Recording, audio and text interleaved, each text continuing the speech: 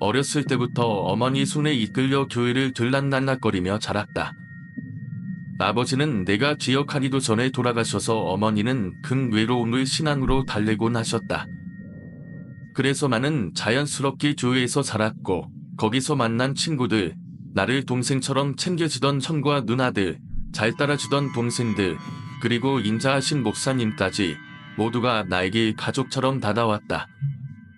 나는 신을 정죄하기 전에 그들이 좋았다. 그래서 교회에 다녔다.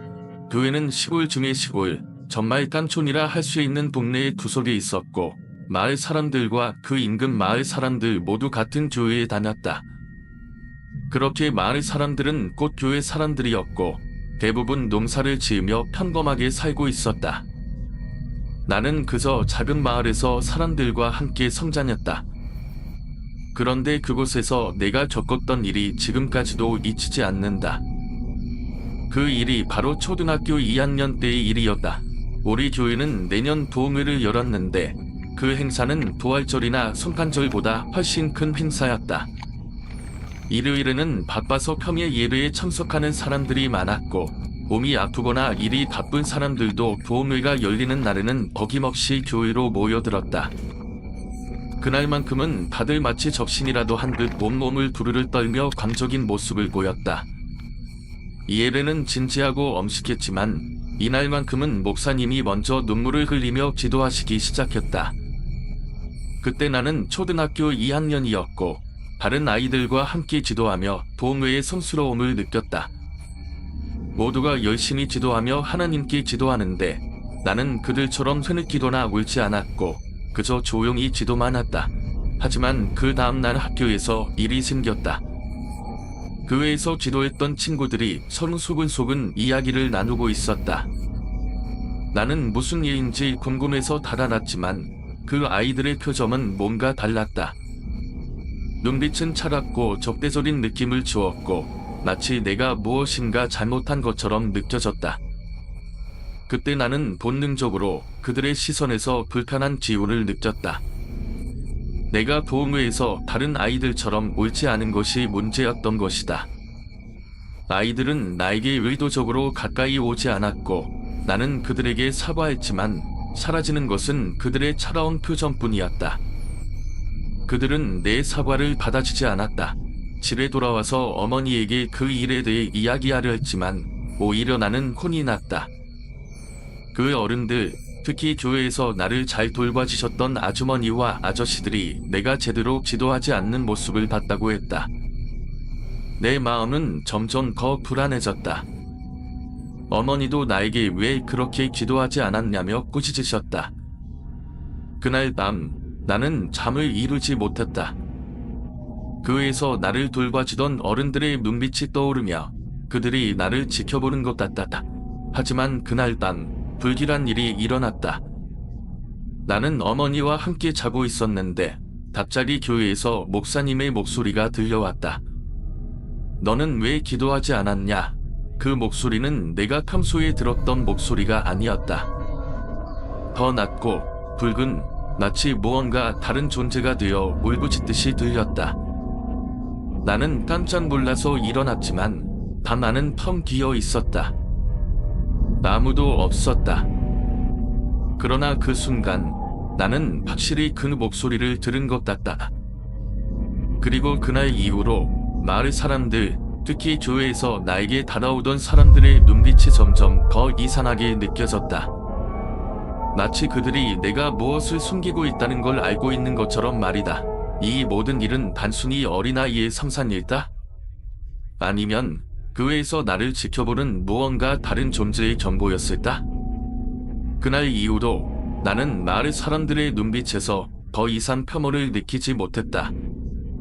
그들의 시선 소리는 나를 시험하는 듯한 몬달아 있었고 나는 그들의 곁에서 점점 더 멀어져 가는 느낌을 받았다. 어머니께 이야기를 했던 그날 나는 하루 종일 고심을 들었고 학교에서 있었던 일에 대해 끝내 꺼낼 수 없었다. 그날 밤 내 마음은 무겁고 머릿속에는 온갖 생각이 떠나지 않았다. 도움회가 있던 그 다음 주 둘이 담당 아주머니께서 나를 따로 불러 말했다. 그렇게 하면 안 된다고 그리고 그녀는 내게 학생들 앞에서 사과 간증을 하라고 했다. 내 마음은 그 순간 찢어질 듯 아팠다. 나의 불경함을 뉘우치며 사과문을 준비해야 한다니 어찌 보면 그게 내 잘못처럼 느껴졌고 그 압박감은 말로 다 할 수 없었다. 그 즈일, 둘이 시간에 나는 10명의 또래 아이들 앞에서 떨리는 손으로 사과문을 읽었다.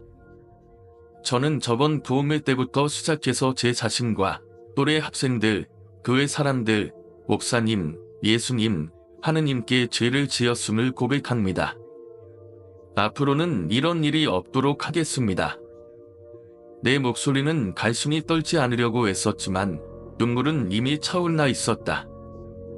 나는 내 자신이 작은 죄인처럼 느껴졌고 그 사과의 순간이 내 삶에서 가장 부끄러운 순간 중 하나로 남았다.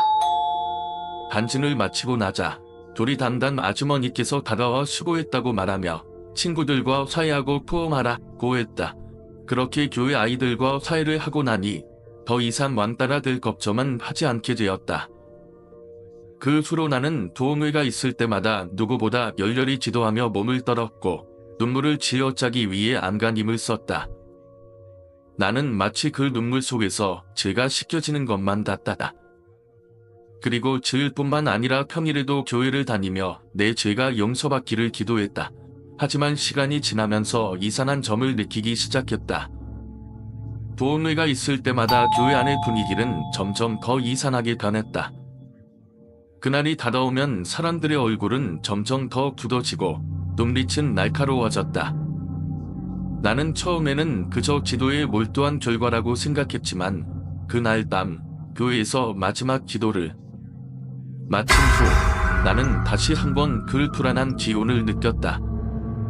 갑자기 교회 거리에서 차가운 기운이 커지더니 의자 위에 앉아있던 사람들이 갑자기 몸을 흔들기 시작했다. 그들의 눈빛이 광기에 찬 것처럼 보였고 마치 그들이 무언가에 이끌려가는 듯한 모습이었다.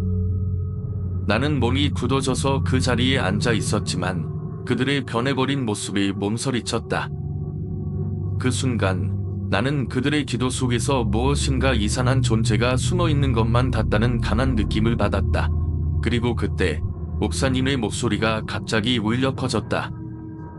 너희들 정말로 죄를 씻으려면 내 앞에 나와라. 그의 목소리는 평소와 달리 너무나도 낮고 깊이 울려 퍼지며 마치 그가 아닌 누군가가 말하고 있는 듯한 느낌을 주었다. 그때부터 나는 그 도움회의 진짜 의미를 의심하기 시작했다. 단순한 기도가 아니다. 교회 안에서 무언가 다른 존재가 우리를 지켜보고 있고 그들이 우리의 믿음과 죄를 시험하고 있다는 느낌을 떨쳐낼 수 없었다. 내년 도움회가 다가올 때마다 나는 그 불길한 기울 속에서 점점 더 깊이 빠져들었다. 그날 이후로 교회의 분위기는 점점 더 무거워졌고 그 속에서 기도하는 나 자신을 떠올리며 불안감이 가시질 않았다. 과연 그때 내가 경험한 것은 단순히 어린아이의 두려움이었을까? 아니면 교회 안에서 누군가, 아니 무엇인가가 우리를 시험하고 있었던 것일까? 그날 예배를 마치고 집에 돌아온 후 나는 여전히 어머니의 이상한 행동이 마음에 걸렸다. 평소 같으면 기도를 하고 잠자리에 드시던 어머니가 그날은 아무 말 없이 집에 들어오더니 아무 일도 없다는 듯이 조용히 잠자리에 드셨다. 내가 물어봐도 대답은 없었다. 그저 피곤하다는 표정으로 말없이 잠을 청했다. 어머니는 평소와 다르게 조용히 기도하지도 않았고 나는 그저 별일이라고 생각하며 남은 공부를 계속했다. 하지만 그날 밤 무언가 불안한 기분에 잠이 오지 않았다. 그날 이후 어머니는 자주 집을 비우기 시작했다. 그 일이 많다고만 했지만 나는 그 이유를 모르겠다고 생각하며 궁금해하기 시작했다.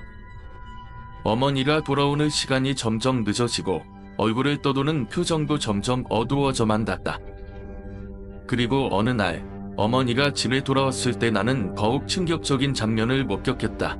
그날 어머니는 집에 돌아오자마자 내가 물어보기도 전에 눈물을 흘리며 말했다. 교회에서 무슨 일이 생긴 것 같다. 나는 그 말을 듣고 놀라움과 두려움이 뒤섞인 채 어머니에게 달아가 물었다. 무슨 일이었어? 어머니는 눈물을 삼키며 말했지만 그 내용은 너무 충격적이었다. 교회에서 누군가 이상한 의식을 준비하고 있다는 것이다. 사람들의 얼굴이 달라졌고 없던 무언가가 교회 안에서 걸어지고 있었다고 했다. 어머니는 내가 그 상황에 연루되지 않기를 바랐다. 나는 그 말이 어쩐지 더 이상 평범한 일이 아니란 느낌을 받았다. 그날부터 교회에 가는 게 두려워졌다. 내가 알고 있던 사람들이 변해가고 있다는 생각이 머릿속을 떠나지 않았다. 교회에서 일어나고 있는 일들이 신앙심과는 관계없는 이상한 일들이라면 나는 그 상황을 어떻게 처리해야 할지 몰랐다. 그 이후 나는 교회에서 점점 더 많은 불길한 기운을 느끼기 시작했다. 도움의 날이 다가올 때마다 나는 점점 더 지도하는 마음이 아니라 그곳에서 일어나는 무언가를 막을 수 있을까 하는 두려움만이 내 마음을 채웠다. 점점 교회 안에서 내가 알던 사람들과 교회 자체가 다른 무엇인가로 변해가고 있다는 느낌이 강하게 들었다. 그 불안한 지울 속에서 나는 점차 혼란스러워지기 시작했다. 그때부터는 모든 것이 더욱 낯설고 무서운 방향으로 흘러가기 시작했다. 나는 자전거 페달을 숨껏 밟으며 터미널로 향했지만 내 마음은 점점 더 복잡해지고 불안해졌다. 핸드폰 너머로 들려온 목사님의 목소리에는 어떤 거친 낌새가 느껴졌고 그 말들이 내 머릿속에서 계속 맴돌았다. 어머니가 상담하고 싶다고 하셨다. 내일 가져가겠다라는 말 속에 숨겨진 의도가 무엇인지 알 수 없었기 때문이다. 터미널에 도착한 후 나는 한참을 서성이다가 결국 작은 버스를 타고 교회 근처로 향했다. 몸이 떨리고 심장이 두근거리는 느낌이 들었다. 그곳이 내가 알고 있던 교회이다? 아니면 내가 알지 못하는 다른 곳으로 변해버린 걸까? 교회 건물에 가까워질수록 이전에 느꼈던 불안한 기운이 점점 더 강해지는 것 같다. 마치 이곳에서 뭔가 끔찍한 일이 일어나고 있다는 느낌이 강하게 들었다. 교회에 도착했을 때 나는 예배가 끝난 후에도 교회 내부에 아무도 없는 것 같다는 이상한 느낌을 받았다. 교회 안은 고요하고 불이 켜져 있는 것도 아니었다. 마치 시간 자체가 멈춘 것처럼 모든 것이 정지해버린 듯한 느낌이었다. 나는 미리 준비한 대로 교회 사무실로 향했다. 사무실 문을 열자 내가 예상했던 대로 목사님이 앉아 있었다. 그러나 그 얼굴은 내가 기억하는 그 모습이 아니었다. 예전의 친절하고 자애로운 모습은 사라지고 그 자리에 앉아 있는 사람은 차가운 표정을 짓고 있었다. 그 순간 내 안에서 뭔가 끔찍한 예감이 들었고 나는 그 자리를 떠나려는 마음이 강하게 일었다. 어머니는 어디 있습니까? 내가 떨리는 목소리로 물었다. 목사님은 잠시 나를 바라보더니 천천히 입을 열었다. 너희 어머니는 이제 교회에서 사일이 끝났어. 그 말 한마디에 내 심장은 멎는 듯한 기분이 들었다. 그 순간 내가 알았어야 했다. 모든 것이 거짓이었다. 교회에서 목사님이 그리고 어머니가 이 모든 일에 엮여 있었다는 것을. 내가 그동안 겪어온 것들, 그 모든 불안과 공포는 이제 결말을 향해 가고 있었다. 나는 뒤도 돌아보지 않고 그 자리에서 달려나갔다. 교회를 떠나면서 그곳에 무엇이 숨겨져 있는지 알 수 없었지만 분명한 것은 내가 이 상황에서 벗어나야만 한다는 사실이었다. 목사님과 어머니에게서 그 무엇인가 불길한 기운을 느끼며 나는 이제 모든 것이 잘못되어 가고 있다는 것을 깨닫기 시작했다. 대나무가 드디어 잘리자 나는 한숨을 쉬며 손에 든 대나무를 확인했다. 그렇게 시간이 많이 걸린 이유는 대나무의 속이 이상하게 단단해졌기 때문이었다. 평소에는 쉽게 자를 수 있었던 대나무들이었지만 그날은 뭔가 다르게 느껴졌다. 그리고 그때 대나무가 잘리면서 나는 갑자기 귀에서 팡 하는 소리를 들었다. 그것은 마치 대나무를 자르는 도중에 다른 무언가가 함께 잘린 듯한 느낌이었다. 놀란 마음에 주위를 둘러봤지만 아무것도 보이지 않았다. 대숲은 여전히 그늘 속에서 바람에 흔들리고 있었고 묵직한 침묵만이 나를 감쌌다. 하지만 이상하게도 그 순간부터 대숲 안쪽에서 느껴지는 기분이 달라진 것을 느꼈다. 아무리 생각해봐도 그날의 분위기는 이전과 달랐다. 갑자기 몸이 차가워지고 뒷골이 당기듯 소름이 돋았다. 그때 내가 자른 대나무에서 무언가 빠르게 떨어지는 소리가 들렸다. 나는 본능적으로 그것이 뭔지 알아챘다. 대나무 속에서 빠져나온 것처럼 보였던 건 아니, 그건 분명히 내가 자르던 대나무 속에서 나온 어떤 물체였다. 그 물체는 너무 빨리 떨어져서 제대로 보지 못했지만 그것이 그 대숲에서 느껴지는 이상한 기운의 원인인 것 같았다. 갑자기 머릿속에 떠오른 것은 어렸을 적 어른들이 들려주었던 이야기였다. 대숲에서 예전에 사람이 죽었고 그곳에는 귀신이 나온다고 했던 이야기들. 나는 그때 비로소 그 말들이 단순한 전설이 아니라 현실일 수도 있다는 생각이 들었다. 대숲 깊숙한 곳에서 느껴지는 공포는 점점 더 커졌고 내 발걸음은 이미 그곳을 떠나려는 마음을 억누르며 점점 빠르게 나아갔다.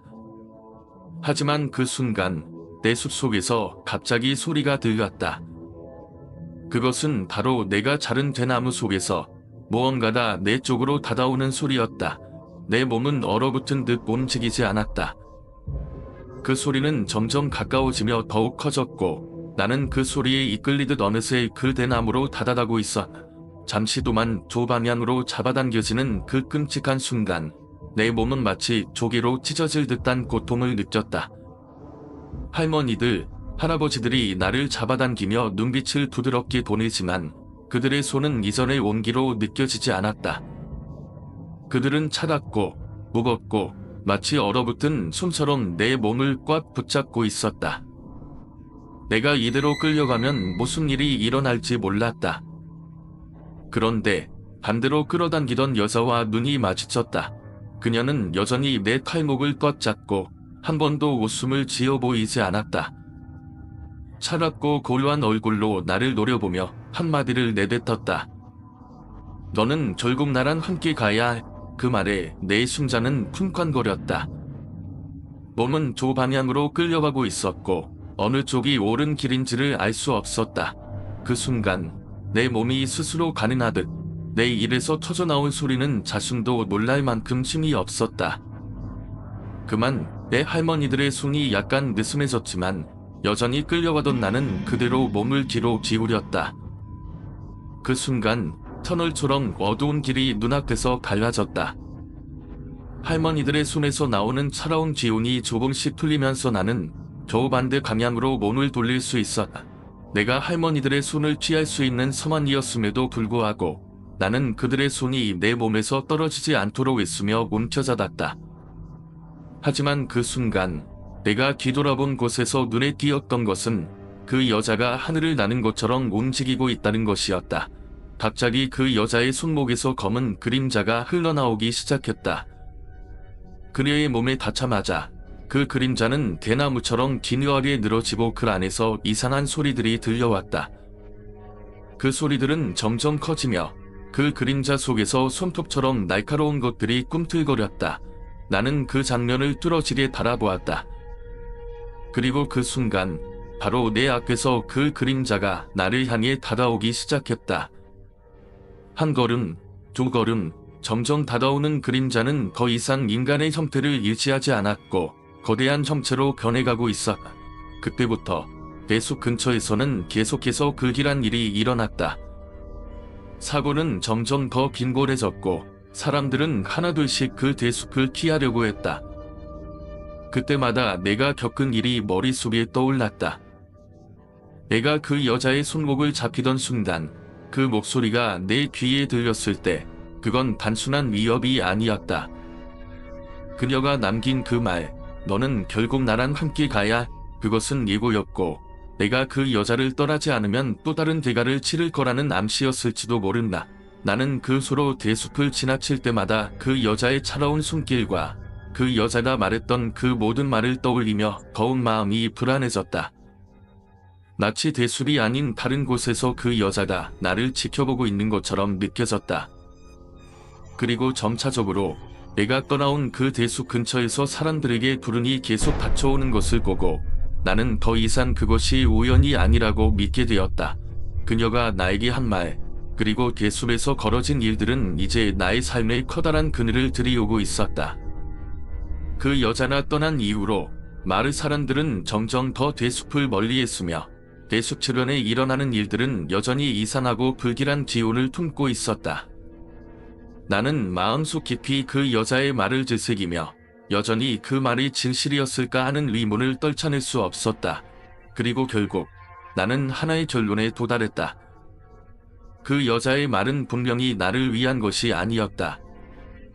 그녀의 말은 그 모든 불의를 나에게 지려는 경고였고 나는 그 경고를 무시한 대가를 치른 것 같다. 그녀는 나를 끌어들여 더 많은 고통을 주기 위해 존재했던 것이 아니었을까. 이제 나는 매일 밤 대숲을 지나칠 때마다 그 여자의 차가운 눈빛과 그녀가 남긴 말들이 내 머릿속을 떠나지 않는다는 것을 알게 되었다. 이제는 그곳이 더 이상 예전처럼 평범한 곳이 아닙니다. 내가 다시 그곳을 지나칠 때마다 그 여자가 내 앞에 나타날까봐 두려운 마음에 떨고 있다. 어쩌면 이 모든 것이 운명이었다고 생각하게 될지도 모르겠다. 그 일이 있은 지 몇 년이 지나고 동네 사람들도 그 사건에 대해 거의 잊어버린 듯 살고 있었습니다. 대숲이 불타고 난 후 그곳은 완전히 다른 모습이 되었고 사람들이 다시 그 근처로 달아나지 않으려 했습니다. 어느 날 그 옆에 있는 작은 숲에서 이상한 일이 일어나기 시작했습니다. 사람들은 그곳에서 기이한 소리를 듣고 밤에는 희미한 불빛을 보았다고 했습니다. 그 소문을 들은 저는 다시 한번 그 대숲과 그 여자의 일들이 머릿속에 떠올랐습니다. 대숲이 타버린 후에도 그 여자의 존재는 여전히 마을을 떠나지 않은 듯 믿겨졌습니다. 몇몇 사람들은 그곳에 새로운 것이 태어났다고, 이전과는 다른 기운이 흐르고 있다고 말했지만 그 말은 누구에게도 확신을 줄 수 없었습니다. 어느 날 밤 저는 혼자 그 작은 숲 근처를 지나가게 되었습니다. 그때 또다시 희미한 불빛을 보게 되었고 소름 끼치는 바람이 불어왔습니다. 순간 그 여자의 차가운 손목을 잡혔던 기억이 되살아났습니다. 저는 다시 한번 그곳이 안전하지 않다는 직감이 들었고 그 불빛을 더 이상 쳐다볼 수 없었습니다. 마치 대숲의 불꽃이 꺼진 자리에 남은 것은 새로운 공포를 위한 자리가 되었던 것 같았습니다. 불타버린 대숲의 흔적은 사라졌지만 그 여자의 존재는 여전히 그곳 어딘가에 살아있는 듯한 느낌이 들었습니다. 그리고 다시금 나는 그 여자가 남긴 말들이 떠올랐습니다. 너는 결국 나랑 함께 가야. 삼촌은 계속해서 살해소의 주의사항을 얘기합니다. 특히 그 건물과 관련된 이야기를 강조했습니다. 그 건물은 예전에는 누군가의 집이었지만 그 후로 아무도 살지 않게 되었다고 했습니다. 삼촌이 이야기한 대로 그곳은 마을에서 벌어진 끔찍한 사건과 연관이 있다고 했습니다. 그 사건이 정확히 무엇이었는지 삼촌은 자세히 말해주지 않았지만 마을 사람들은 그 건물을 악의 집이라고 부릅니다. 아무도 가까이 가지 않으려 했습니다. 그때 사촌 형이 묻기 시작했습니다. 그럼 왜 그걸 우리한테 보여주는 거야? 삼촌은 잠시 말문을 닫고 그저 그건 내가 너희한테 어떻게 말해야 할지 모르겠다 며 말을 아꼈습니다. 하지만 그 표정에서 느껴지는 미묘한 긴장감은 어린 저에게도 쉽게 전달되었습니다. 그 건물 앞에 도달했을 때 삼촌은 확실히 우리를 더 가까이 가지 않도록 했습니다. 하지만 사촌형은 여전히 그 건물에 관심이 많은 듯 보였고 조금씩 더 가까이 다가가려 했습니다. 그 순간 그 건물에서 이상한 소리가 들렸습니다. 처음에는 바람에 나뭇가지가 부딪히는 소리인 줄 알았는데 점점 더 명확해지는 그 소리는 분명히 사람의 소리 같았습니다. 소리는 점점 더 커집니다. 마치 누군가 우리를 부르는 것처럼 들려왔습니다. 너희가 오기를 기다리고 있었어. 소리는 그렇게 속삭입니다. 그 건물 안에서 울려 퍼졌습니다. 그 순간 저와 사촌형은 모두 얼어붙었습니다. 제 발이 움직이지 않았고 사촌형도 마치 정신을 잃은 것처럼 멈춰섰습니다. 삼촌은 그 순간 우리가 무엇을 보았는지 알았는지 아니면 그냥 직감을 느꼈는지 모르겠지만 급히 우리를 붙잡고는 침찰이 그곳에서 빠져나가자고 했습니다. 우리는 미친 듯이 산길을 내려갔습니다. 그 소리와 이상한 기운은 점점 더 멀어졌지만 그날 이후로 저는 그 건물에 대한 기억을 떨쳐낼 수 없었습니다. 삼촌은 그 사건을 더 이상 언급하지 않았고 내가 집으로 돌아간 소일도 그 일에 대해 묻지 않았습니다. 하지만 저와 사촌형은 그 건물에서 들었던 소리다. 그날 이후로 계속 머릿속에서 맴돌았고 그 소리의 정체가 무엇인지 궁금하기만 했습니다. 이제 와서 생각해보면 그 건물과 그 소리는 단순한 괴담이었을까? 아니면 우리가 경험한 어떤 끔찍한 과거의 기억이 되살아난 것일까? 그 기억은 여전히 저를 따라다닙니다. 그 소리와 함께하는 밤이 가끔씩 떠오를 때마다 소름이 끼칩니다. 저희는 그저 무서운 마음에 함께 따라갔을 뿐이었습니다. 그런데 친척형과 누나가 그 건물을 차고 있을 때 그 기둥에서 이상한 소리가 나기 시작했습니다.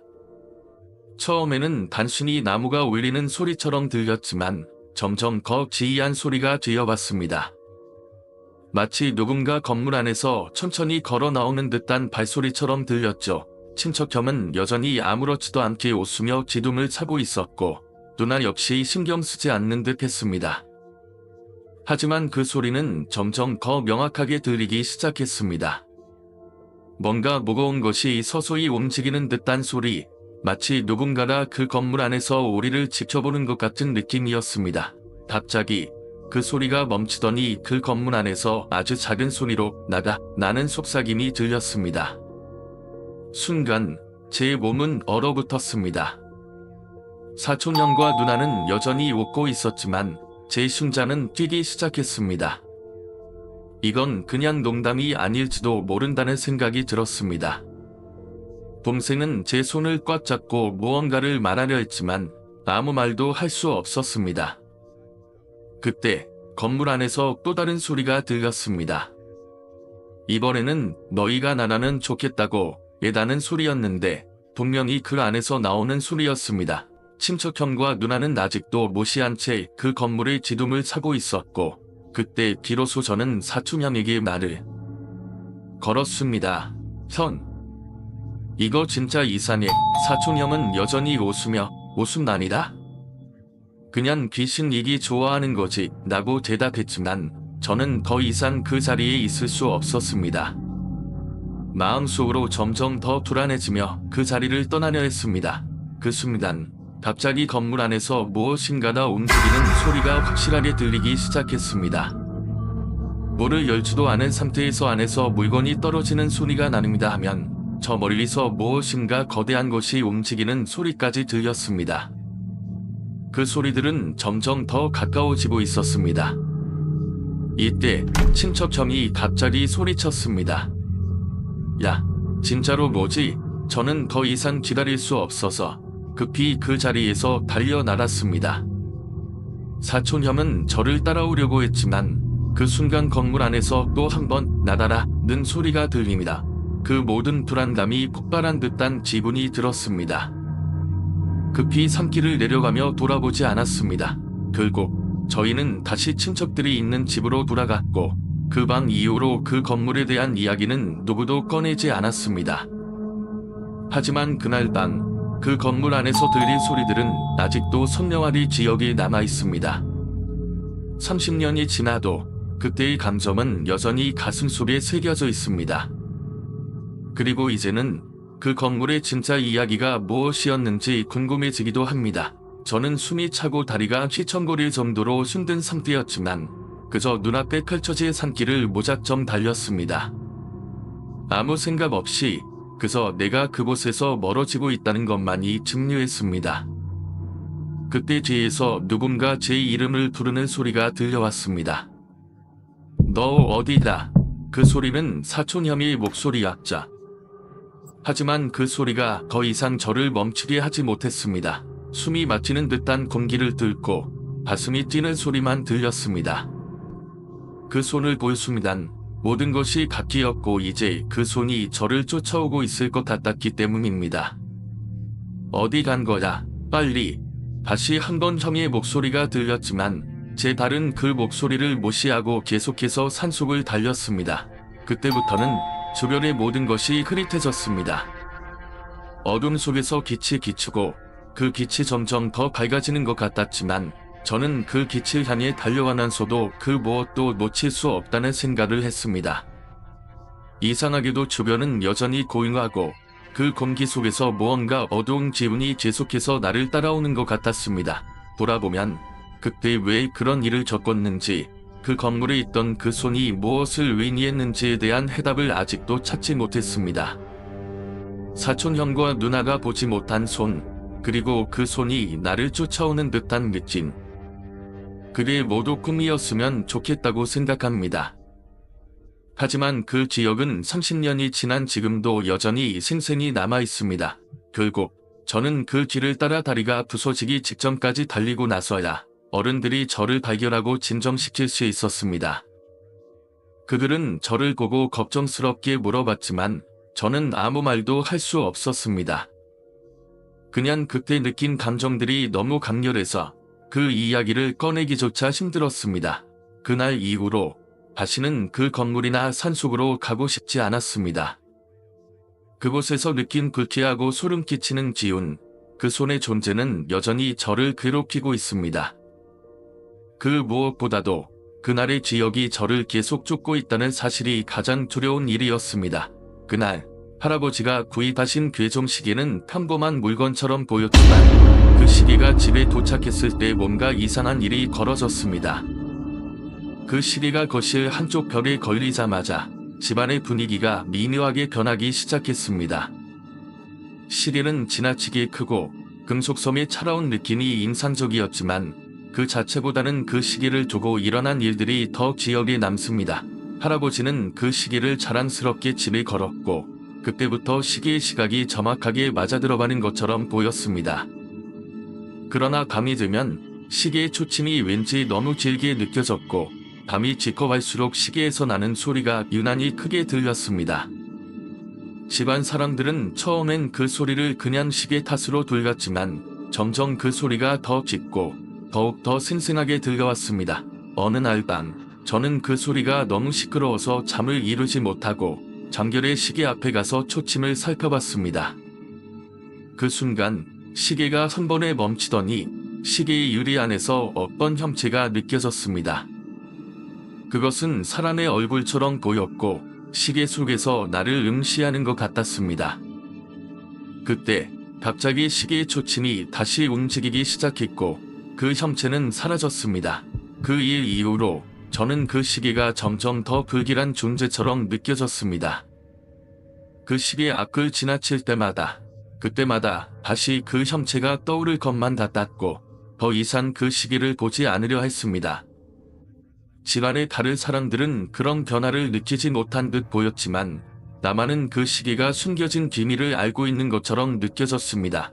어른들은 그 시계를 오랫동안 기념비적인 물건처럼 여기며 자랑했고 할아버지 역시 그 시계에 특별한 의미를 부여한 것 같았지만 저는 그 시계를 다시는 가까이 가고 싶지 않았습니다. 그 시계가 어떻게 그런 불안감을 자아내는지 그 비밀을 풀 수 없는 한 그 시계는 여전히 저희 기억 속에서 가끔씩 떠오릅니다. 그 봉투는 마치 시간이 멈춘 듯한 느낌을 주었다. 할아버지가 항상 정리해놓던 서랍 속에서 필독이라고 적힌 붓글씨가 나를 향해 차가운 인상을 남겼다.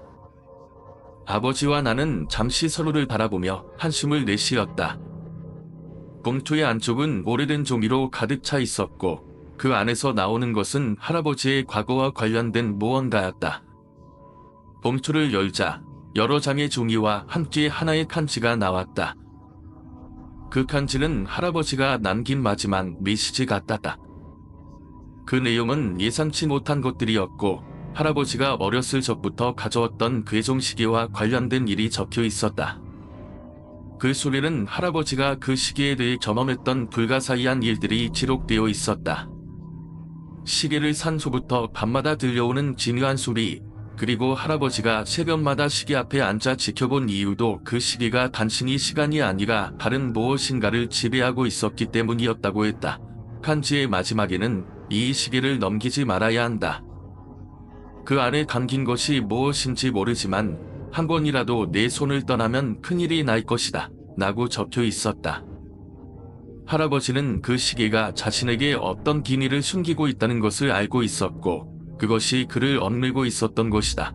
그날 이후로 우리는 다시 그 괴종 시계를 보고 나서 그 시계가 가져왔던 진유한 사건들과 관련된 이야기들을 되새기게 되었다. 할아버지가 그렇게까지 시계에 집착했던 이유를 알게 되면서 그 시계는 이제 단순히 하나의 고풍스러운 물건이 아닌 무엇인가 극일한 존재로 다가오게 되었다. 이 시계가 가지는 비밀은 여전히 풀리지 않은 채로 아버지와 나는 그 시계를 다시 손에 쥐어볼 용기가 없었다. 할아버지가 남긴 경고와 그 시계를 둘러싼 미스터리는 여전히 우리를 떠나지 않았다. 편지의 내용은 예상보다 더 섬뜩했다. 할아버지는 그 시계가 단순한 물건이 아니라 이 세상에 존재하지 않는 다른 차원의 무언가를 담고 있다고 믿고 있었다. 그는 자신이 그것에 접근할수록 점점 더 많은 이상한 일이 일어나기 시작했다고 고백했다. 새벽에 깨어나면 항상 그 시계의 조침이 이상하게 빠르게 움직이고 있었고 그와 동시에 누군가의 속삭임처럼 들리는 목소리가 들리곤 했다고 했다. 처음에는 그냥 귀찮은 소리라고 넘겼지만 시간이 지날수록 그 목소리가 점점 더 강하게 들려왔고 결국 할아버지는 그 소리를 듣지 않기 위해 그 시계를 방에 두고 외출할 수밖에 없었다고 적혀 있어. 할아버지는 그 시계가 원래 어떤 사람의 손을 거쳐왔는지, 그 사람의 이름은 무엇인지, 그 시계가 왜 그런 힘을 가지고 있는지 전혀 알지 못했다고 했다.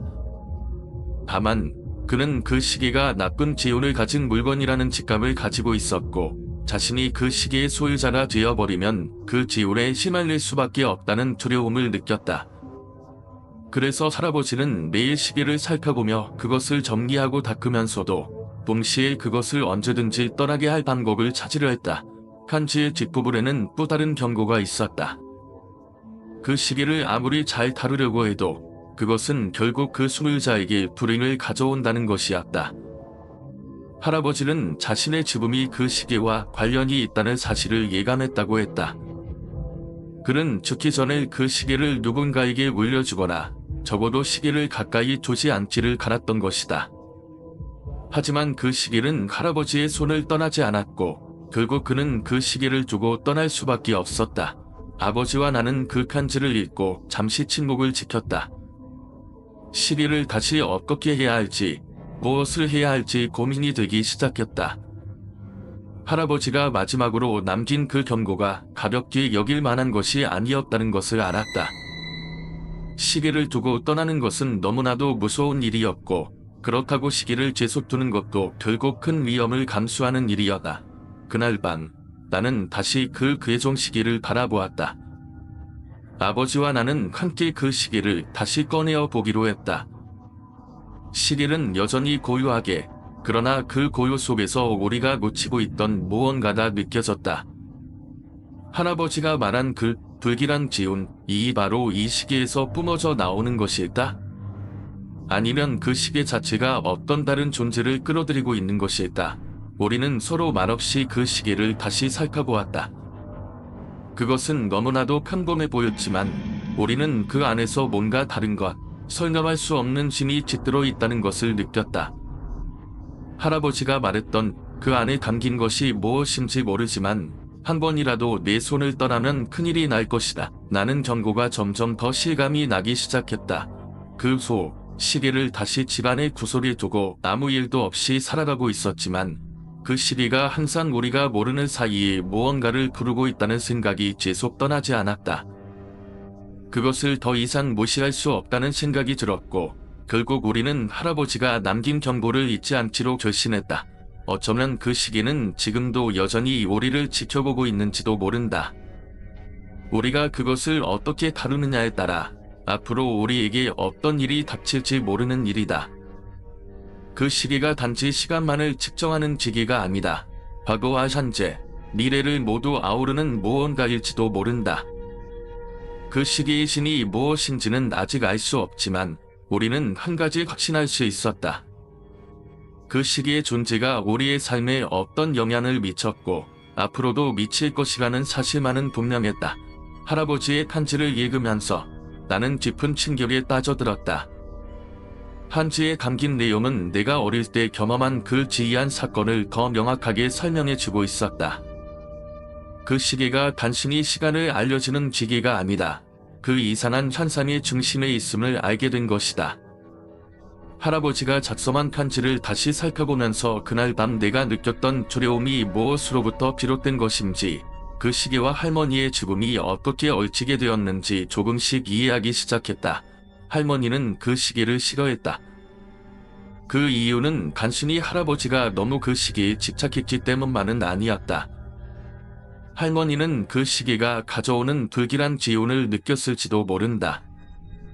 할아버지가 시계를 닫고 돌보는 동안 할머니는 그것이 가족에게 재앙을 가져올 것이라는 직감을 가지고 있었을지도 모른다. 그래서 그녀는 시계에게 화풀이를 했고, 그것은 결국 할머니의 건강과 농사의 흉자, 그리고 주변 사람들의 불행을 초래한 원인이 되었다. 할아버지가 그 시계의 추를 교체한 후 이상한 일이 일어났다고 한다. 할머니의 상태는 점점 나빠졌고 농사는 흉작이 되었으며 할머니의 건강 역시 악화되었다. 그 시점에서 할아버지는 시계에 문제가 있다는 것을 깨달았을지도 모른다. 하지만 그는 그 시계를 살아냈기에 그것이 가져오는 악우를 막기 위한 방법을 찾지 못한 채 살아갔다. 그리고 결국 할머니는 돌아가셨다. 할아버지는 그 사실을 크게 자책하며 술로 위안을 삼았고, 그로부터 몇 년 뒤 내가 어린 시절에 경험했던 그 무서운 사건이 발생했다. 할아버지도 그 시계 앞에서 무언가를 보았고, 그것은 내가 본 것과 동일한 형태였다고 한다. 할아버지 역시 그 존재를 자세히 살펴보려 했고, 그 결과 그것은 그를 향해 덮쳐왔다. 그 순간 할아버지는 정신을 잃고 기절했으며 아침에 깨어났을 때는 아무 일 없던 것처럼 다시 파문한 집으로 돌아갔다. 이 모든 사건들이 하나의 고리처럼 이어지는 것을 보니 나는 할아버지와 할머니, 그리고 그 시계가 얽혀있는 그 미스터리한 사건의 진실을 알고 싶었다. 할머니의 죽음과 할아버지의 자책, 그리고 그 시계의 존재는 모두 연결되어 있었다. 할아버지가 편지에서 말한 그 불길한 기운은 단순히 사고나 우연이 아니었으며 시계는 그 기운을 끌어들이는 역할을 했다는 것이 확실해졌다. 이제 나는 시계를 어떻게 처리해야 할지 결정을 내려야 했다. 그 시계는 단지 물건이 아니라 할머니의 죽음과 할아버지의 고통, 그리고 그 이후의 모든 사건들과 연결되어 있다. 나는 그것이 계속해서 우리의 삶에 영향을 미치지 않도록 해야 했다. 하지만 그 시계를 버린다 해도 그 안에 담긴 불길한 에너지는 여전히 우리를 괴롭힐지도 모른다는 생각이 들었다. 할아버지의 마지막 경고는 더 이상 무시할 수 없었다. 그 시계를 계속해서 두고 있으면 결국 다시 누군가에게 불행을 가져올 수밖에 없을 것이다. 그것이 할아버지가 마지막으로 남긴 메시지였고, 나는 그 메시지를 무겁게 받아들여야 했다. 그날 괴종 시계를 해체한 후 발견된 손톱을 보고 나서 내 마음은 전율로 얼어붙었다. 사람의 손톱 10개가 들어있는 그 상자는 말로 표현할 수 없는 충격을 안겨주었다. 그것도 자른 손톱이 아니다. 뽑힌 손톱이었다. 뭔가 불길한 의도를 가지고 그 손톱들을 시계에 숨겨놓았다는 생각에 머리가 아찔했다. 시계 안에 숨겨진 그 지게장치와 상자는 단순한 장식이 아니었으며 누군가의 아기가 담겨있는 것이 분명했다. 제자라는 사람의 반응은 더욱 이상했다. 그는 손톱을 발견한 후 담아나며 금액을 5배로 돌려주겠다며 무릎을 꿇고 사죄했다. 그가 알았다는 것일까? 그 시계에 얽힌 불길한 비밀을. 그가 시계를 만든 스승과 무엇인가 관계가 있는 것인지, 아니면 그 역시 그 시계의 저주에 휘말린 피해자였던 것인지, 그 모든 것이 의문으로 남았다. 하지만 중요한 건 그 시계가 우리 가족에게 얼마나 큰 고통을 안겨줬는지였다. 아버지는 분노를 참지 못하고 제자에게 소리쳤다. 왜 이런 것을 시계에 숨겨 넣은 거냐? 그 질문에 답할 수 없었던 제자는 결국 무릎을 꿇으며 사죄의 말을 반복했다. 그럴수록 나는 그 시계가 단순한 물건이 아니었음을 깨달았다. 그 시계는 사람의 손톱을 넣고 그것을 시간의 흐름에 맞춰 계속 불려보며 나쁜 기운을 축적하는 수단이었던 것 같다. 그 시계는 단순히 시간을 알리는 도구가 아니라 누군가의 악의적인 의도를 담고 있는 상징적인 물건이었음을 알게 되었다. 우리는 시계를 마당으로 가져가 기름을 부어 불태웠다. 불길이 시계에 닿자 이상한 냄새와 함께 불길이 치솟았다. 그 시계는 튀어지면서 마치 무엇인가를 놓치지 않으려는 듯 끝없이 타들어갔다. 그때 나는 무언가가 시계와 함께 타오르고 있다는 느낌을 받았다. 시계 속에 숨어있던 악념이다. 그 손톱들이 불길에 휩싸여 사라지지 않고 떠도는 지온을 만들어내고 있다는 듯한 생각이 들었다. 시계를 불태운 후 우리는 그 자리를 떠났다. 불길은 금세 사그라졌지만 그 시계가 불태워졌다는 사실만으로는 그 끔찍한 지온이 완전히 사라지지 않았을 것 같은 불안감이 마음에 남았다. 시계가 불타는 동안 그 안에서 무언가가 풀려나고 그 지온이 사라졌기를 바랐지만 여전히 그 시계에 얼찐한 몸이 우리 가족을 따라다니는 듯한 느낌을 떨칠 수 없었다. 그것이 마치 시계를 만든 사람의 의도였던 것처럼 우리 모두에게 끝없는 고통과 불안감을 남겼다. 그리고 나서 그 시계가 우리에게 어떤 영향을 끼쳤는지, 그 손톱이 의미하는 것이 무엇인지에 대한 의문은 끊이지 않았다. 아버지와 나는 그날 이후로 다시는 그 시계를 언급하지 않았다. 하지만 우리 가족의 삶 속에서 그 시계와 관련된 모든 일들은 지워지지 않는 그림자처럼 따라다녔다. 꿈에서 깨어나자마자 저는 팔의 통증을 느꼈습니다. 마치 꿈속에서 당한 일이 그대로 현실로 이어진 듯한 느낌이었죠. 그 통증은 실제로 내가 버스 밖으로 내동댕이 쳐진 순간의 고통처럼 아프고 날카로웠습니다. 눈을 뜨고 나서 주변을 둘러보니 여전히 하얀 눈이 내리고 있었습니다. 하지만 그 순간 제가 방금 겪은 꿈과 그 꿈 속의 버스와 그 사람들은 현실과 너무도 밀접하게 연결되어 있는 듯한 느낌을 지울 수 없었습니다. 그날 밤 다시 잠이 들면서 또 다른 꿈을 꾸게 되었죠. 이번에는 꿈속에서 그 버스가 아닌 마치 다른 공간에 들어선 듯한 기분이 들었습니다. 낯선 방 안에서 어두운 그림자들이 나를 둘러싸고 있었고 그 그림자들은 점점 더 다가오며 내게 다가오지 말라고 경고하는 듯한 목소리를 내뱉었습니다. 그때 그 목소리가 너무나 익숙한 목소리로 들려왔습니다. 그것은 바로 할머니의 목소리였죠. 할머니가 나에게 "너는 돌아가야, 이곳은 내가 있어야 할 곳이 아니라" 라고 말하며 손을 내밀었어요. 그리고 그 목소리와 손이 다가오는 순간 꿈속에서 눈을 떴습니다. 땀을 흘리고 있었고 방 안은 여전히 차가운 겨울바람이 불고 있었습니다. 제 머릿속에서 그 꿈과 할머니의 목소리가 떠나지 않았습니다. 꿈이 현실로 이어진 듯한 기분이 계속해서 저를 괴롭혔습니다. 그 후로는 그 꿈이 계속해서 반복되었고 마치 내가 그 꿈 속에서 뭔가를 해결해야만 현실로 돌아올 수 있다는 듯이 그 꿈에서 무언가 중요한 메시지를 받아야만 하는 것 같은 단한 압박감을 느꼈습니다. 시간이 지나면서 할머니는 돌아가셨고 저는 철원에서 떠날 곳으로 이사를 했습니다. 하지만 그 꿈은 여전히 저를 따라다녔습니다. 마치 할머니의 메시지가 아직도 나에게 무언가를 말하려는 것처럼 그 꿈 속의 그림자들과 그 목소리는 여전히 제 곁에 있었고 나는 그 의미를 풀지 못한 채 살고 있었습니다. 그 꿈을 꾸고 나서 이상한 일들이 일어나기 시작했습니다.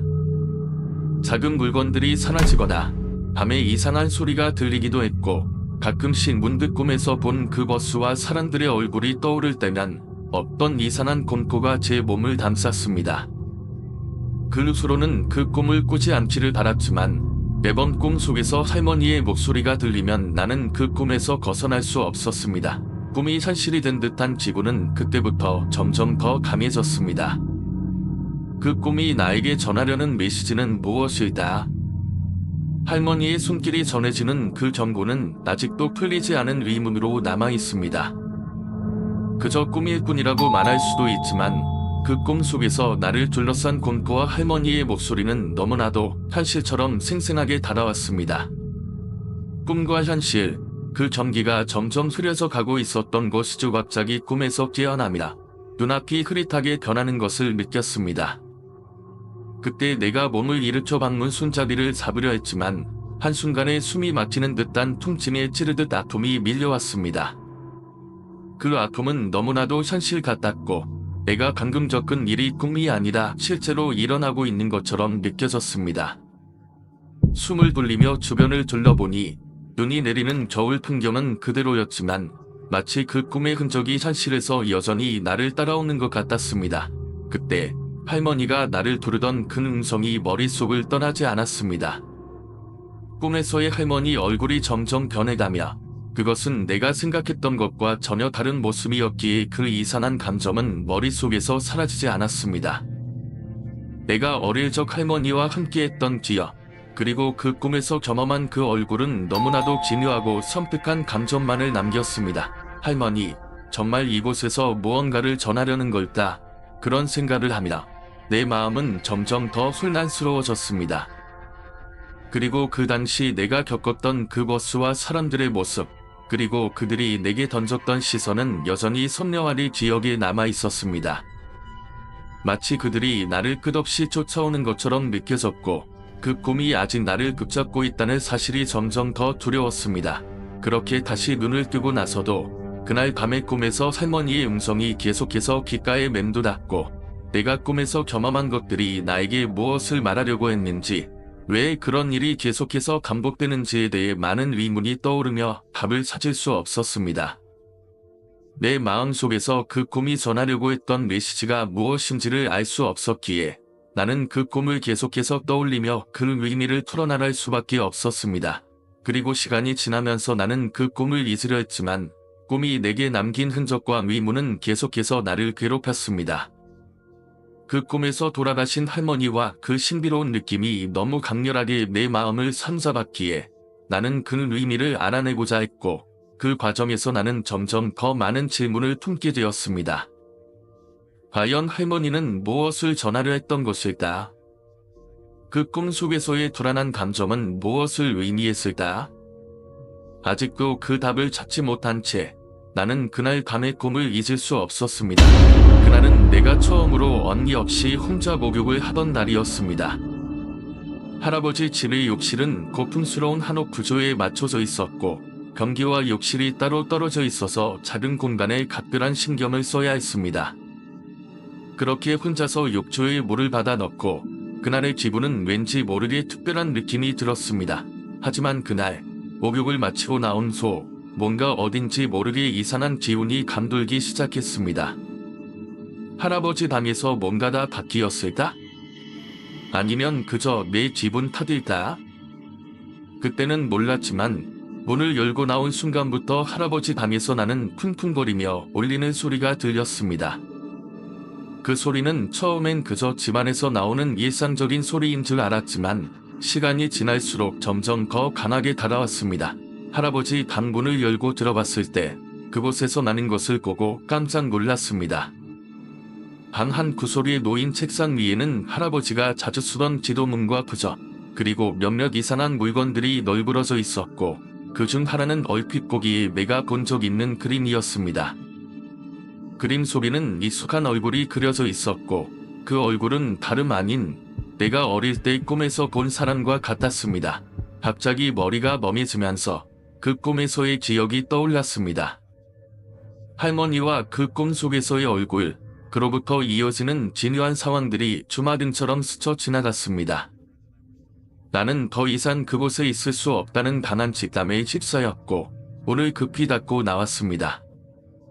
그러나 그날 이후 할아버지 집에서 나오는 소리와 기이한 기호는 계속해서 나를 괴롭혔습니다.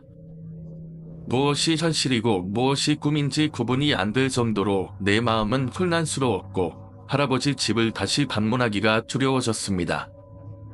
꿈에서 본 얼굴, 그리고 할머니의 따스한 미소와 그날의 기묘한 경험이 여전히 머릿속에서 떠나지 않았습니다.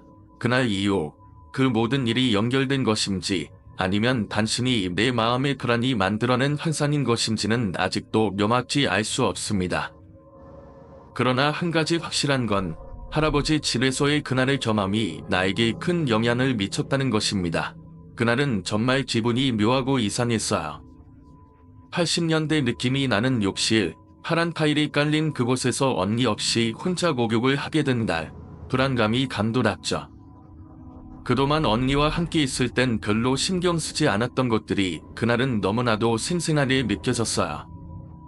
욕실 안에 바람처럼 스쳐가는 향기, 갑자기 올라오는 소름, 몸이 저절로 얼어붙는 느낌까지.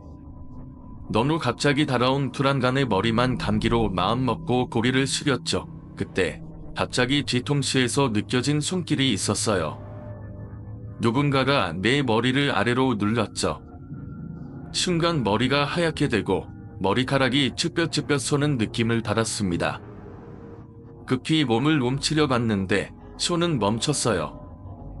그 순간은 마치 시간이 멈춘 것처럼 고요하고 차가운 공기가 감돌았죠. 눈앞에 보인 건 욕실 바닥의 시커먼 발이었어요. 처음에는 그것이 무엇인지 모르겠지만 이상하게도 익숙한 느낌이 들었죠. 집에서 혼자 있을 때 가끔씩 이런 진유한 손이나 발을 본 적이 있었어요. 복도를 지나가거나 문이 열린 방 안에서 실수처럼 보일지도 모를 그런 장면들. 그런데 그때 할아버지는 그게 아무리도 되지 않는 것이라고 하셨죠. 그냥 지나가는 흔적일 뿐이라며. 그런 말을 듣고 나서도 그 순간은 정말 무섭고 혼란스러웠습니다. 그 시커먼 발이 사라진 후 한숨을 돌리며 다시 머리를 감았죠. 샤워기를 끄고 물질기를 끄는 순간 갑자기 수납장에서 나오는 은색의 샤워기 손잡이에 비친 내 모습이 비춰졌어요. 그런데 그 뒤에 내가 본 건 몸이 검게 그을려 있고 머리부터 발끝까지 그 형태조차도 구분이 안 되던 그 존재였죠. 그 모습을 볼 순간 전혀 설명할 수 없는 두려움이 치솟았습니다. 그때 나는 생각할 것도 없이 미친 듯이 욕실을 빠져나와 대방으로 달려왔습니다. 수건으로 문을 급히 닫고 간신히 방으로 도망쳐 들어가 문을 잠갔죠. 그 순간만큼은 그 어떤 것도 내게 닿지 않기를 기도합니다. 정말 아무것도 하지 못한 채 몸을 떨고 있었습니다. 방에 들어와서도 떨림이 멈추지 않았고 그날 밤은 무서워서 잠을 이룰 수 없었죠. 결국 할아버지 옆에서 자야겠다고 마음먹고 그래도 문을 열 수 없다는 두려움이 계속 나를 괴롭혔습니다. 저는 정말 그날 밤 모든 것이 불안하고 이상하게 느껴졌습니다. 18호번에 깔린 타일, 검게 변해 있던 존재, 그리고 그 이상한 느낌들이 아직도 제 머릿속에 생생하게 남아 있습니다. 그날 밤 아무것도 보이지 않는 그 어둠 속에서 나는 그 검은 형체를 느낄 수밖에 없었습니다. 침대 밖으로 나가기도 문을 열기도 너무 무서웠죠. 그래서 결국 이불을 꼼꼼 뒤집어쓰고 언니를 부르기만 했습니다.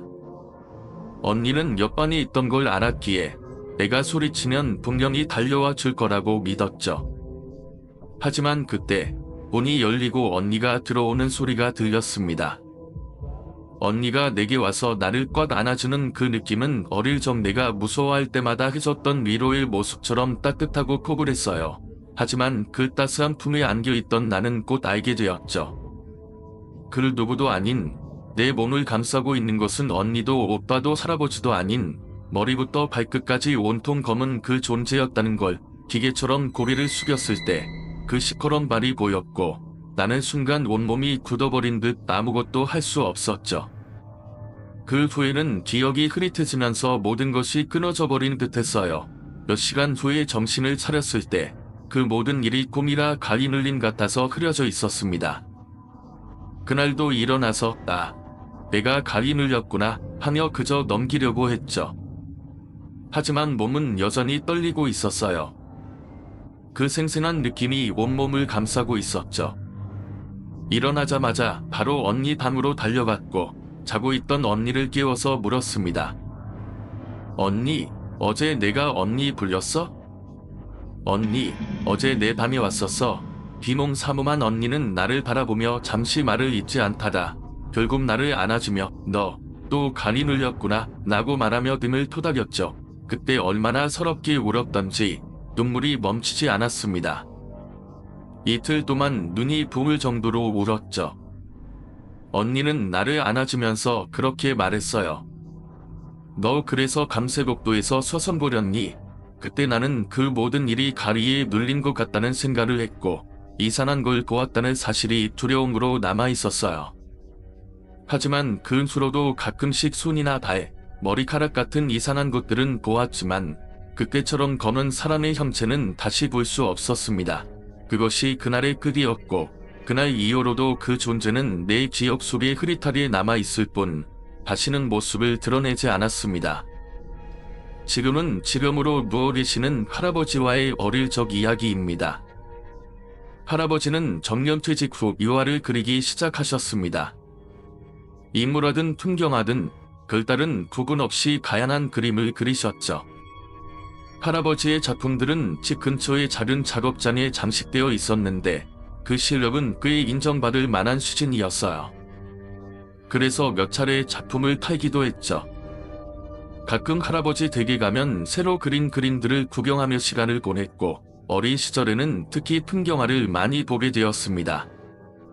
그런데 그 중에서도 하나의 그림은 이상하게도 무섭게 느껴졌습니다. 그 그림은 정말 특별한 게 없었어요. 산속을 흐르는 작은 단을 그린 그림이었죠.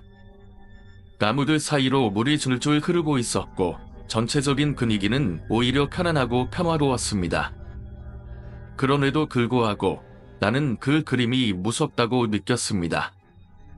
그 이유는 할아버지가 그린 풍경화들에는 언제나 사람들이 없었기 때문이었죠. 그런데 이 그림 안에는 강가에서 희미하게 보이는 한 여자의 모습이 그려져 있었습니다. 처음에는 할아버지가 지인을 일부러 그렸나 싶었지만 물어보지 못했습니다. 이유는 알 수 없었지만 그 여자가 무서운 느낌을 주었기 때문이었죠. 그래서 나는 그 그림을 가능한 한 보지 않으려고 했습니다.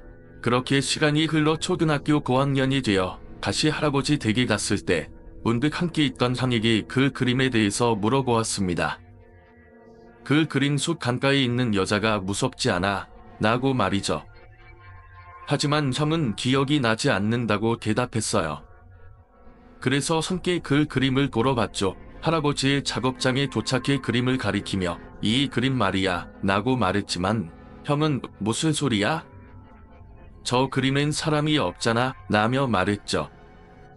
그 순간 작업실의 공기가 갑자기 무거워지는 느낌이 들었지만 나는 그 그림을 다시 자세히 보지 않으려고 대충 손가락을 뻗어가며 여기 말이야, 여기에 라고 말했어요. 그런데 형은 나를 놀리려는 농담처럼 받아들였고 나는 그때 느껴지는 이상한 기분을 떨칠 수 없어 혼자서 창고를 뛰쳐나왔습니다. 형은 나를 놀리는 게 아닌가 싶기도 했지만 그 무서운 기분은 여전히 나를 따라다녔습니다. 그 이후로도 나는 그 그림을 다시 보지 않으려고 했지만 여전히 그 그림 속 여자의 모습이 나의 머릿속에 떠오를 때마다 오싹한 기분이 들었습니다. 그 그림에 담긴 그 여자의 존재는 나에게 여전히 불안감을 주고 나는 그 불안을 떨쳐내기 위해 매번 기억 속에서 그 그림을 밀어내려고 했습니다. 시간이 흘러 고등학생이 된 나는 부모님과 함께 할아버지 댁을 방문하게 되었다. 그날 할아버지의 작업실에 들어가 추억에 잠겨 그 그림을 다시 살펴보았을 때 나는 깜짝 놀랐다. 그림 속 여자가 사라진 것 같았기 때문이다. 마지막으로 그 여자를 봤던 것은 중학교 3학년 여름이었다. 그때는 확실히 그림 속에 여자가 있었다. 그 그림을 볼 때마다 여자의 존재는 나에게 무언가 신경 쓰이게 했지만 이제 그 여자는 그림 속에서 사라져 있었다. 그리고 몇 년 후 할아버지가 병에 걸리시면서 나는 자주 병상에 누워 계신 할아버지를 감경하러 갔다. 그때마다 할아버지는 나를 기쁘게 맞이해 주셨다. 어느 날 내가 할아버지께 조심스럽게 물어보았다. 할아버지가 그리신 풍경화 속에 있던 여자는 왜 사라졌어요? 나는 할아버지가 그 그림을 그린 이유와 그 속에 왜 여자가 있었는지 궁금했다. 그동안 이 질문을 하고 싶었지만 이상하게도 입이 떨어지지 않았다. 결국 그 이야기를 꺼내자 할아버지는 놀란 표정을 지으며 고개를 몇 번 끄덕였다. 그리고 잠시 후 할아버지는 천천히 이야기를 시작했다. 그 그림 속의 여자는 사실 내 고향의 이야기랑 관련이 있어. 그곳은 내 어린 시절 내가 자주 놀던 곳이었지. 그런데 몇 년 전 그곳 숭례의 댐이 건설되면서 그 작은 강이 말라버렸어. 그 댐이 생기기 전에 나는 그 강이 있는 풍경을 그리고 싶었어. 왜냐면 그곳은 내 어린 시절 실종된 이웃집 소녀와 관련이 있기 때문이야. 할아버지는 잠시 말을 멈추고 멀리 떠올리듯 한숨을 쉬었다. 그 소녀의 이름은 수미래였어. 나는 그 소녀를 정말 좋아했었지. 수미래는 나보다 훨씬 나이가 많았지만 어린 나에게 잘 돌봐주었어. 그런데 어느 여름날 수미래가 갑자기 사라졌어. 아무리 찾아봐도 그녀는 돌아오지 않았고 마을 사람들은 그의 일에 대해 말도 하지 않았지. 그리고 시간이 지나면서 나는 수미래에 대한 기억을 잊어봤어. 할아버지는 잠시 침묵을 지켰다. 그런데 어느 날 내가 정년퇴직을 하고 나서 고향에 돌아가게 되었어. 그때 시골에서 고향의 댐이 건설된다는 지사를 받고 나는 그곳의 풍경을 그려두고 싶다는 생각이 들었지. 그래서 그 풍경을 그리러 가게 되었어. 그 풍경이 수미래가 사라진 그곳과 가까운 곳이었어.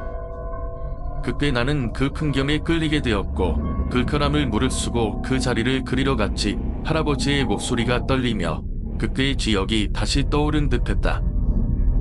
그 풍경 속에는 수미래의 흔적이 있었어. 그리고 그 자리에 나 혼자만이 그 그림을 그릴 수 있었던 이유는 그곳이 나에게 너무나 특별했기 때문이었어. 그때 나는 할아버지의 이야기를 듣고 마음속에서 불안한 감정이 다시 피어오르는 걸 느꼈다. 그 그림 속의 여자가 왜 사라졌는지, 그리고 그 여자가 할아버지의 기억 속에서 어떤 의미를 지니고 있었는지 궁금했다. 할아버지는 그저 과거의 추억을 그림 속에 담고 싶었던 것일까? 아니면 그 여자가 진짜로 존재했던 것이었을까? 그림 속의 여자가 사라진 이유는 무엇이었을까? 할아버지의 이야기 속에서 나는 점점 더 많은 의문들이 떠오르며 그 그림에 담긴 미스터리가 풀리지 않은 채로 남아있어. 그 다음 이야기는 나의 어린 시절과 할머니에 관한 것이다. 나는 어렸을 때부터 몸이 서약해서 자주 병원에 입원하곤 했다. 병원에서 보내는 시간이 길어지면서 종종 몸겸을 오던 친척들이 있었다. 그 중에서 유독 친할머니는 나에게 두려움의 대상이었다. 할머니는 당시 70대 후반이었고 시골에서 욕을 가장 잘한다고 소문이 났다. 할머니의 말투는 사내보다 더 거칠었고 무엇보다 그녀의 표정과 목소리는 내가 어렸을 때부터 항상 무서운 느낌을 주었다. 친할아버지가 돌아가신 이후 할머니는 더욱 그랬다고 한다. 할머니다. 병원에 찾아오시면 나는 매번 불안하고 무서운 마음에 떨며 기다려야 했다. 아따, 이 썩을 놈아, 언제까지 이러려고 그래? 약을 그렇게 처먹었는데도 그따구면 앞으로 어떻게 살려고 그러냐. 할머니의 말은 항상 이렇다. 그런 말들을 들을 때마다 나는 울고 싶었다. 그때는 너무 어렸고 할머니의 말을 받아들이기 힘들었던 내 마음속에 깊은 상처가 남았다. 그럼에도 불구하고 내가 그리워했던 건 할머니의 표정이 아닌 그 속에 숨겨진 뭔가 다른 감정이었을 것이다. 할머니의 거친 말 속에서 나를 걱정하는 마음이 느껴졌고 그 속에서 나만을 위한 사랑을 찾으려 했던 것다. 할머니는 나에게 정말 공포의 대상이었다. 그 정도로 그녀의 존재가 나에게 큰 영향을 미쳤다. 할머니가 병원에 올 때마다 나는 어디론가 숨어버리곤 했다. 할머니가 돌아가시기 전까지 그 존재가 너무 두려워서 나는 항상 그 시간에 맞춰서 집을 떠나 있었고 부모님은 내가 그렇게 숨는 모습을 보면 항상 숨내셨다. 그런 할머니가 나를 두렵게 만든 이유는 그저 말투나 행동 때문만은 아니었다. 뭔가 말로 설명할 수 없는 무서운 느낌이 내 안에서 자꾸만 커져갔다. 초등학교 5학년이 되었을 때 나는 점점 더 병세가 악화되었다. 매일 토하는 일이 일상처럼 되어버렸고 심지어는 걷다가 무언가에 밀려 쓰러지는 일이 잦았다. 그렇게 몸이 점차 앙상하게 변해가고 아무것도 먹고 싶지 않아져서 잠만 자는 생활을 반복했다. 밖에서 뛰어놀 수 있는 소망이 생겼지만 내 몸은 그것을 허락하지 않았다. 그런 나를 부모님은 걱정하며 여러 번 의사를 찾아갔고 결국 그들은 백담으로 검사를 해보았지만 신체적으로는 아무런 이상이 없다고만 했다. 그러던 중 나는 휠체어를 타고 다닐 정도로 심각해져 버렸고 부모님은 더 이상 견딜 수 없었다. 그런 어느 날 부모님은 집에 무당을 데려왔다. 그때 집에 계시던 할머니는 무당을 보고 이젠 둥둥거리는 명까지 불러서 이 소라는 뭐냐? 내가 살다 이렇게 별꼴을 다 보겠네 라고 말하면서도 대놓고 무당을 핀잔했다.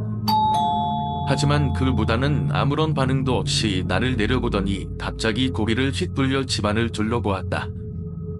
그러고는 몇 가지 질문을 엄마에게 던졌다. 언제부터 이 집에 살았나요? 아이는 어디서 태어났나요? 등등. 엄마는 그 질문에 하나하나 대답했고 무당은 입을 열기 시작했다. 이 집에 악귀가 있다. 어린아이가 이 집에 들어왔을 때 그 귀신이 아이를 데려가려고 한참 동안 붙어 있었다. 정말 지독한 놈이다. 이 집을 판 사람은 모르겠지만 니들 다녀도 제대로 당했어. 그 말을 집안은 잠시 충격에 빠졌고 무당은 다시 말을 이어가 너희 아이에게 악귀가 붙어있다. 너무 늦었어.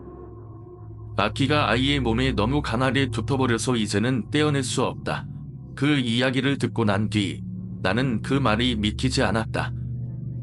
병원에서도 원인을 찾지 못한 상황에서 무당의 말을 들으니 왠지 그 말이 사실처럼 느껴졌다.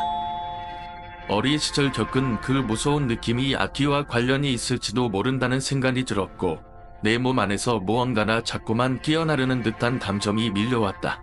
그리고 나서 내 몸은 마치 다른 사람처럼 변했다. 이전엔 하루 종일 잠만 자고 아무것도 먹을 수 없었던 내가 갑자기 아침에 일어나 죽을 먹고 그 다음엔 밥과 고기까지 폭식하며 건강을 되찾았다. 그것도 모자라 몸무게는 급격히 늘어났고 의사들은 이 모든 변화에 대해 믿기 힘들어했다.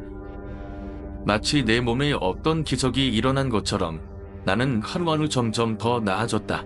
그러나 그 변화에는 대가가 따랐다. 내 몸이 회복되면서 그동안 숨겨졌던 공포와 불안이 서서히 다시 나를 괴롭히기 시작했다. 매일 밤 할머니의 꿈을 꾸었고 그 꿈 속에서 할머니는 여전히 나를 쫓아다니며 붓기를 휘두르고 있었다. 점점 더 생생해지는 그 꿈은 현실처럼 느껴졌고 나는 그 공포에서 벗어날 수 없었다. 어느 날 나는 결국 그 꿈을 견디지 못하고 부모님에게 말했다. 부모님은 내 말을 듣고 굉장히 놀라워하며 그동안 일어난 일들을 다시 떠올렸다.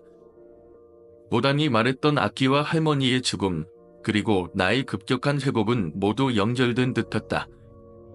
결국 부모님은 다시 무당을 불러 나의 상태를 물었고 무당은 그저 고개를 끄덕이며 이렇게 말했다. 그녀는 아직 떠나지 않았어요. 할머니는 당신을 떠나지 않았고 그녀의 염원은 여전히 당신을 붙잡고 있어요. 그 말에 나는 다시 한번 공포를 느꼈다. 할머니의 염원이 내 몸에 얽혀 있었다는 사실은 나를 더욱 괴롭혔다. 무엇인가나 나를 감싸고 있는 듯한 압박감, 그리고 그 압박감이 내 몸에 나쁜 영향을 끼칠 것만 같은 두려움이 나를 짓누르고 있었다. 그날 이후 나는 점차 할머니의 꿈 속에서만 아니라 현실에서도 그 존재를 느끼기 시작했다. 마치 그녀의 손길이 내 주변을 맴도는 듯한 느낌, 그리고 이상한 소리가 들리는 것 같다. 이제 내가 할머니의 영혼에서 벗어나지 못한다는 생각이 들면서 나는 점점 더 두려워졌다. 내가 살아가는 이 세상과 그 꿈 속에서 내가 겪는 악몽이 하나로 얽히는 듯한 기분이었다. 할머니가 나를 감싸다가 대신 맞던 그 장면을 아직도 선명하게 기억한다. 어린 나에게는 너무나 충격적이었고 그 순간 할머니마저 나를 미워하시진 않을까 두려워했다. 하지만 할머니는 나를 향해 따뜻한 미소를 지어 보이며 넌 내 소중한 손자야. 아무리 힘들어도 널 지킬 거야 라고 말했다. 그 말은 나에게 큰 위로가 되었고 그 이후로 나는 할머니에게 의지하며 살아갔다. 그러나 세상이란 어찌나 잔인한지 그 후로도 나는 계속해서 괴롭힘을 당했다. 엄마의 학대는 끝날 기미가 보이지 않았고 아빠는 항상 방관자로서 아무런 도움이 되지 않았다. 그럼에도 할머니만은 항상 내 편이 되어 주었다. 그녀는 내가 슬퍼하거나 상처받을 때마다 내 곁에서 나를 지켜주었고 때로는 내 대신 고통을 감당하며 나를 지켜주는 존재였다. 하지만 할머니마저 세상을 떠나셨을 때 내 세상은 완전히 무너진 것 같았다. 그녀는 떠났지만 그 후에도 할머니의 존재는 내게 여전히 강하게 남아 있었다. 그런 할머니가 죽어서까지 나를 지켜준다고 하니 그를 믿을 수 없는 사실을 받아들이는 것이 너무 어려웠다. 그 꿈 속에서 할머니는 도끼를 들고 내게 다가오며 나를 지키려고 했던 것이었고 그 후 내가 살아날 수 있었던 이유도 결국 할머니의 사랑 덕분이었다. 무단히 말한 대로 할머니는 나를 구해주기 위해 죽어서까지 악령과 싸운 것이다. 내가 살아남은 것은 할머니의 희생 덕분이었다는 생각이 들자 마음속 깊은 곳에서 큰 죄책감이 밀려왔다. 내가 할머니를 그토록 힘들게 했던 것과 그럼에도 나를 지켜주셨던 그 사랑이 너무나 큰 부담으로 느껴졌다. 그렇게 시간이 흘러가며 나는 다시 정상적인 삶을 살아날 수 있게 되었지만 할머니가 남긴 상처와 그로 인한 기억은 영원히 나와 함께할 것이다. 할머니가 나를 지켜주려고 했던 그 사랑을 잊지 않으려 노력하며 살아가고 있지만 그 어두운 과거는 쉽게 지워지지 않는다. 결국 나는 계속해서 할머니가 나를 위해 싸웠던 그 지호를 간직하며 살아가야 한다는 사실을 깨닫게 되었다. 눈을 감고 잠들려고 했다. 하지만 불안한 마음은 가시지 않았다. 그날 밤 할머니가 보여준 모습이 머릿속을 떠나지 않았다. 어둠 속에서 본 그 무서운 광경은 너무 생생해서 내 마음속에 깊은 상처처럼 새겨졌다. 할머니는 그 동물을 어디서 가져왔는지 왜 그런 일을 벌였는지 도저히 이해할 수 없었다. 하지만 할머니가 나를 지키려고 했던 것은 확실했다. 그때 내게 그런 일이 일어난 것도 할머니가 나를 지키기 위해 저렇게 행동했기 때문이라는 생각을 했다. 할머니는 늘 내게 너는 내 소중한 손자야. 내가 너를 지킬 거야 라고 말했었다. 그 말을 떠올리며 내 마음속 깊은 곳에서는 그 말이 진짜라는 것을 믿고 싶었다. 그럼에도 불구하고 할머니의 모습은 너무나도 끔찍하고 그 밤의 사건은 내 마음을 무겁게 짓눌렀다. 다시 그때처럼 무언가를 숨기듯이 아무 말 없이 지내고 싶었지만 그날 밤에 일어난 일을 아무리 생각해도 이해할 수 없었다. 다행히도 다음날 아침 할머니는 평소처럼 나와 함께 있었다. 눈을 뜨자 할머니는 내 옆에서 여전히 편안하게 자고 계셨다. 그러나 그 순간에도 내 마음속에는 의문이 가득했다. 할머니가 그 밤에 나를 위해 무엇을 했는지 그 행동 뒤에 숨겨진 진짜 의미는 무엇이었는지 알 수 없었다. 그날 밤의 기억은 시간이 지나도 나를 괴롭히는 그림자처럼 계속 나를 따라다녔다. 할머니는 더 이상 그 사건에 대해 언급하지 않았다. 나 역시 그날 밤의 일을 묻지 않았다.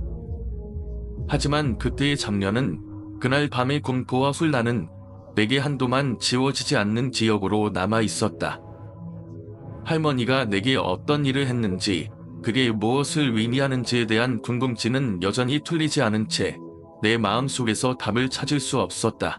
할머니가 나를 지켜주기 위해 했던 일들이었을까? 아니면 다른 무언가가 그날 밤 나를 기다리고 있었던 걸까? 그날 이후로 나는 할머니의 존재가 더 이상 단순한 가족의 사랑을 넘어서 어떤 어두운 의도가 숨겨져 있을지도 모른다는 생각을 하게 되었다. 그럼에도 불구하고 할머니는 나를 지켜주려 했다는 것만은 확실히 알고 있었다. 말하며 나를 안았다. 할머니의 손은 그날따라 유난히 차가웠다. 그 손에 안겨 있으니 마치 내가 이제서야 온전한 보호를 받는 듯한 기분이 들었지만 동시에 무엇인가 불안한 느낌이 몰려왔다. 하지만 그 불안함도 오래가지 않았다. 할머니가 나를 끌어안으며 말없이 나를 집으로 데려가던 그 길은 평소의 그 질과는 너무나 달랐다. 집에 돌아나자 할머니는 나에게 이제 더 이상 현관으로 드나들지 말라고 한 그 이유를 말해주셨다. 그때 나는 할머니의 눈빛 속에서 뭔가 어두운 기미를 읽을 수 있었다. 할머니가 나를 지키기 위해 애쓰는 모습은 여전히 변함없었지만 그녀의 얼굴에 스쳐 지나가는 불안한 그림자들이 나를 더욱 불안하게 만들었다. 엄마와 아빠가 사라지고 나서 집안은 더욱 음침해졌다. 집에서 나는 이상한 냄새가 계속 나고 그 기린내는 점점 더 심해졌다. 이상하게도 그 냄새는 마치 무엇인가가 변해가고 있다는 것을 알리는 듯했다. 할머니는 조용히 나에게 말없이 이런 변화를 받아들이라고 하셨다. 그녀의 말 한마디가 모든 것을 설명해주는 것처럼 느껴졌고 나는 그저 할머니를 믿고 따를 수밖에 없었다. 어느 날 다시금 그 동물들이 보였다. 여우, 너구리, 개들. 그들은 언제부터 나타난 건지 모르겠지만 이제는 그들의 존재가 당연한 듯 내 주위에 어슬렁거렸다. 그 동물들이 엄마와 아빠를 쳐다보고 있다는 사실을 알게 된 나는 그들에 대해 더 이상 두려움을 느끼지 않았다. 할머니가 말했듯 그것들은 나만 볼 수 있는 존재일 뿐이었다. 하지만 집에서의 상황은 계속해서 변해갔다. 할머니는 내가 밤마다 문을 열지 말라고 하셨고 나는 그 말에 따라 조용히 밤을 보내곤 했다. 그날 밤 문득 깨니 집안이 너무 조용했다. 문이 열려있지 않았고 집 안에 있는 그 이상한 기운을 느끼기 어려울 정도로 침묵이 감돌았다. 갑자기 소리내며 일어선 할머니가 내 앞에 서셨다. 그때 나는 다시금 할머니의 얼굴에서 예전의 그 웃음을 보았다. 그리고 할머니는 그 웃음을 보며 나에게 한마디를 했다. 이제 괜찮다. 내가 너를 지키고 있다. 그 말이 얼마나 따뜻하게 들렸는지 모른다. 할머니는 늘 나를 지켜주셨고 그 모든 것이 진짜였음을 알았다. 하지만 동시에 할머니가 숨겨둔 또 다른 비밀들이 무엇인지에 대해서는 여전히 알 수 없었다. 그날 이후로 집은 점점 더 침묵에 잠기었고 내가 보던 동물들의 모습도 점점 희미해지기 시작했다. 모든 것이 돌아오고 있는 것처럼 보였지만 내 안에서는 언제나 불안이 끊이지 않았다. 할머니는 나를 지키기 위해 무엇을 했는지, 그 어두운 밤에 무슨 일이 일어난 것인지 그 모든 것은 여전히 풀리지 않은 미스터리로 남아있었. 이 이야기는 정말로 충격적이고 오싹한 이야기입니다. 어린 시절의 불안과 두려움을 겪으며 할머니의 사랑과 보호 속에서 지낸 주인공이 결국 할머니의 신비한 행동들과 그에 따른 변화들을 경험하는 과정을 그리고 있습니다. 할머니가 지켜지려 했던 모든 것들이 점차 드러나면서도 그 진실은 여전히 미스터리로 남습니다. 주인공은 할머니의 존재가 실체 없는 짐승들로 변했다는 사실을 받아들이며 여전히 그 존재가 자신에게 힘을 주고 있다는 믿음을 가지고 살아가는 모습을 보여줍니다. 이런 이야기에서는 과거와 현재가 교차하는 느낌을 주며 할머니가 정말 무엇을 했는지, 어떤 대가를 치렀는지에 대한 궁금증이 여전히 남습니다. 그럼에도 불구하고 주인공은 할머니의 사랑과 보호를 기억하며 살아가는 모습을 통해 깊은 감동을 전달하려는 의도를 느낄 수 있습니다. 이야기 속에서 중요한 점은 우리가 알 수 없는 세계와 존재들이 주인공에게 어떻게 영향을 미치는지, 그리고 그것을 어떻게 받아들이고 살아가는지를 보여주고 있다는 점입니다. 결국 주인공에게는 할머니가 여전히 곁에 있음을 느끼며 그로 인해 삶을 이어가는 힘을 얻고 있다는 결말이 사람들에게 강한 인상을 남깁니다. 그렇게 시간이 흘러 할머니가 떠나신 후에도 나는 여전히 그 집에서 살고 있다. 촌문으로 드나들며 눈에 보이지 않는 짐승들과 함께 지내고 있다. 그리고 그 짐승들 속에 여전히 할머니의 모습이 섞여 있다. 내가 알 수 없는 이유로 그 모든 것들이 나를 보호하기 위해 존재하는 것만 같다. 할머니의 사랑은 이제 다른 형태로 나를 지켜주고 있었다. 그것만으로도 나는 충분히 행복했다. 하지만 나는 여전히 궁금하다. 할머니는 왜 그런 일을 했을까? 그 모든 것이 진짜 나를 위한 것이었을까?